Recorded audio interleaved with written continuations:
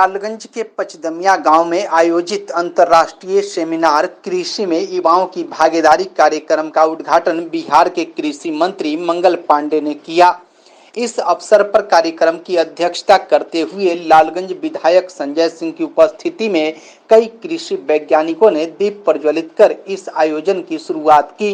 लालगंज विधायक संजय सिंह ने अपने संबोधन में बताया कि राज्य सरकार के प्रयासों से लालगंज और वैशाली जिले में कृषि क्षेत्र में कई उत्कृष्ट कार्य हो रहे हैं।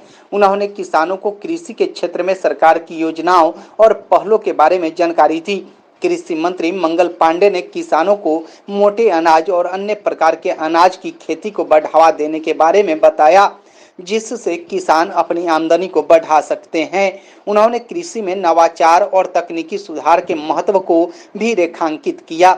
इसके साथ ही विधायक संजय सिंह ने जानकारी दी कि उनके अथक प्रयासों से लालगंज में सामुदायिक स्वास्थ्य केंद्र का निर्माण कराया जा रहा है, जिसका उद्घाटन आगामी 2 से 3 महीनों में किया जाएगा। उन्होंने यह भी बताया कि लालगंज में नए बाईपास की निर्माण प्रक्रिया पूरी हो चुकी है और जन सरोकार से जुड़े कई अन्य योजनाओं पर भी कार्य चल रहे हैं, जिनमें पर्यटन संबंधित परियोजनाएं भी शामिल है। कार्यक्रम के अंत में अतिथियों और पत्रकारों को उनके योगदान के लिए सम्मानित किया गया। इस विषय पर ये कार्यक्रम रखा गया है वो बहुत सामयिक है। हमारा जो देश है और हमारा जो राज्य है, इस राज्य की 70% आबादी किसानी पर निर्भर है, कृषि पर निर्भर है। मतलब 100 में 70 लोग ऐसे हैं जिनका खान पान, खर्चा, आमदनी ये सब कुछ कृषि के इर्द गिर्द जुड़ा हुआ है। कृषि में खेती भी है, कृषि में सब्जी का उत्पादन भी है, कृषि में मछली उत्पादन भी है, कृषि में पशुपालन भी है। हर प्रकार का जो काम जो कृषकों के इर्द गिर्द होता है वह 70% लोगों से जुड़ा है। और हमारा देश भारत आज पूरी दुनिया में आर्थिक अर्थव्यवस्था में आज से 10 साल पहले 11वें नंबर पे था। माने पूरा दुनिया में भारत जो था उसका रुपया पैसा के मामला में 11वां नंबर था, लेकिन 10 साल में 2014 से 24 में बढ़ के वो 5वें नंबर पर आ गया है। पूरा दुनिया में 5वां नंबर पर भारत का अर्थव्यवस्था पहुंच गया है। और प्रधानमंत्री नरेंद्र मोदी जी का सोच है, सपना है, प्रयास है, उसका परिणाम भी दिखा है 10 साल में कि हम 11 से 5वें नंबर पर आ गए। अब हमारे प्रधानमंत्री जी का सोच है कि भारत पूरी दुनिया में रुपया पैसा के मामले में, माने अर्थव्यवस्था के मामले में 3रा नंबर पर आ जाए। माने दुनिया का 3रा बड़ा आर्थिक दृष्टि से देश भारत बन जाए। इस दिशा में हम काम कर रहे हैं। ये कैसे बनेगा? तब न बनेगा जब हमारी आगे आने वाली पीढ़ी जो 70% कृषि से जुड़ा हुआ काम है उससे जुड़ेगा, उसके विकास में उसकी भूमिका होगी, तभी तो भारत आगे बढ़ेगा। और युवाओं को कृषि से जोड़ना, बाकी इसके तकनीकी पक्ष बहुत होंगे, जो हमारे अंतर्राष्ट्रीय स्कॉलर हैं वो अपनी बातों को कहेंगे, जो वैज्ञानिक हैं वो वैज्ञानिक दृष्टि से अपनी बातों को कहेंगे, चाहे वो केंद्रीय रेशम बोर्ड के लोग आके अपनी बातों को रखेंगे या सेंट्रल फिशरी डेवलपमेंट बोर्ड के लोग रखेंगे। ये सब लोग अपने अपने तरीके से बात रखेंगे। लेकिन मैं किसान के घर का बेटा हूं, मैं सामान्य किसान की भाव से अपनी बात रखता हूं। किसान क्या सोचता है? किसान या किसान के घर में जो नौजवान है, जो बेटा है, जिसको आज हम देख रहे हैं कि वो विमुख कहीं ना हो जाए, कृषि से दूसरे क्षेत्र में नहीं चला जाए, वो एग्रीकल्चर से जुड़ा रहे, और उसी के लिए हम इस सेमिनार कर रहे हैं। तो युवा कब जुड़ा रहेगा? युवा तब जुड़ा रहेगा जब उस नौजवान को, मान हमारे घर का कोई नौजवान है, हम किसान हैं, तो तभी ना जुड़ा रहेगा खेती से, जब उसको लगेगा कि गांव पर रहेंगे, खेती करेंगे तो इतना पैसा कमा लेंगे जिससे हम घर परिवार ठीक से चलाएंगे। हमारा कल होगा शादी ब्याह होगा, बाल बच्चा होगा तो बाल बच्चा को पढ़ा लेंगे तभी लोग खेती करेगा। नहीं यदि ऐसा होगा तब तो दूसरा तीसरा चौथा विकल्प सोचने ही लगता। तो हम सब लोग का प्रयास ये है कि हम अपने आगे आने वाली पीढ़ी को ऐसा खेती दें, ऐसा खेत का माहौल दें, ऐसा खेत में पैदा करें जिससे उसको आर्थिक लाभ ज्यादा दिखाई पड़े। सीधा सीधा पाकिट में कमाई बढ़ना चाहिए।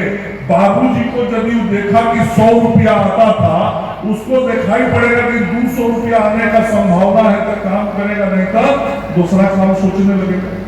तो हम लोगों को अब थोड़ा दूसरे तरीके से सोचना पड़ेगा हर चीज को।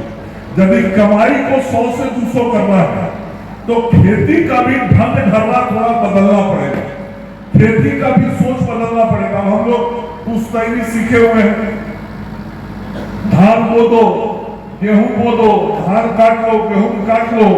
कुछ जगह पर खैनी होता है तो खैनी पैदा कर लो, कुछ जगह पर सब्जी पैदा होता है तो कर लो। काहे कर लो? बाबा भी यही करते थे, बाबूजी भी यही करते थे, इसलिए हमको भी यही करना है।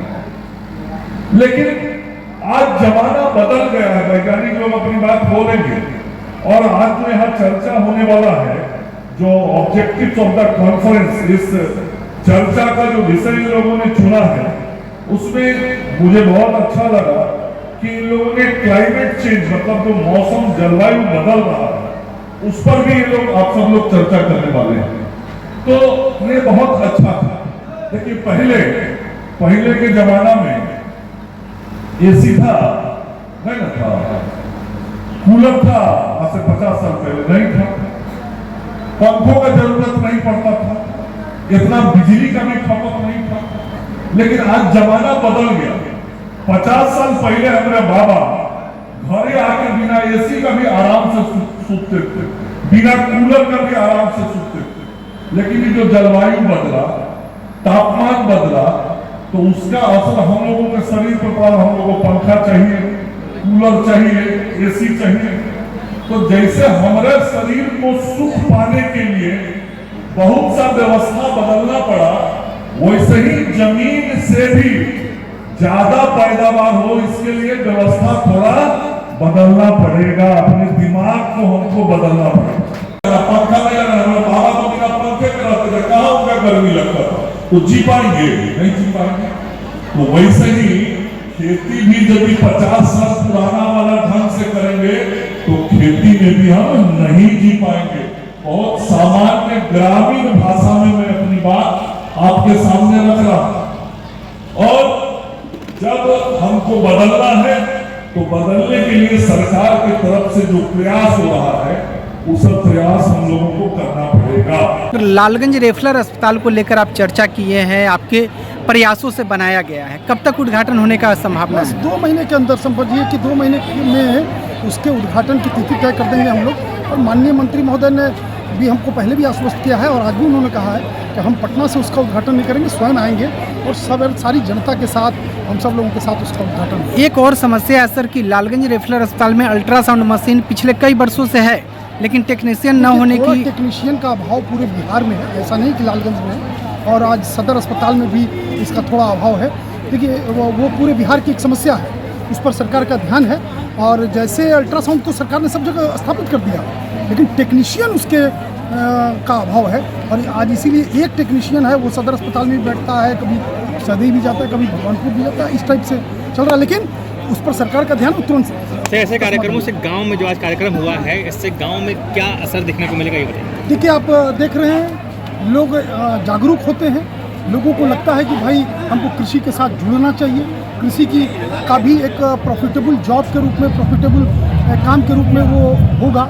ऐसा इसके करने से ऐसा होता है। नहीं तो लोगों को लगता है कि भाई हम धान उपजा रहे हैं, गेहूँ उपजा रहे हैं, हमारी बरकत नहीं हो रही है, बेटी की शादी के समय जमीन बेचना पड़ता है। ऐसे तो इनसे थोड़ा और आगे बढ़ने की ज़रूरत है, जो आज मंत्री महोदय ने बताया। मूलभूत जो कमियां हैं, बीज नहीं मिलता है, कभी यूरिया नहीं मिलता है, उसके लिए अक्सर धरना हो जाता है। नहीं, आज के डेट में आप तय मानिए, आज से 10 साल 12 साल पहले हमने स्वयं देखा है कि यूरिया के लिए लोग रात भर पंक्तियों में खड़े रहते थे और सुबह में उनको यूरिया नहीं मिलता था, पुलिस की लाठी मिलती थी। लेकिन आज इस प्रकार का कोई वातावरण किसी क्षेत्र में नहीं है। आज यूरिया की पूरी उपलब्धता है, थोड़ा उन्नत बीज के बारे में है, उसकी भी उपलब्धता के बारे में मंत्री जी ने कहा है कि अभी हम 8500 क्विंटल यहाँ बीज भेज रहे हैं। तो ये सब सरकार के प्रयास है।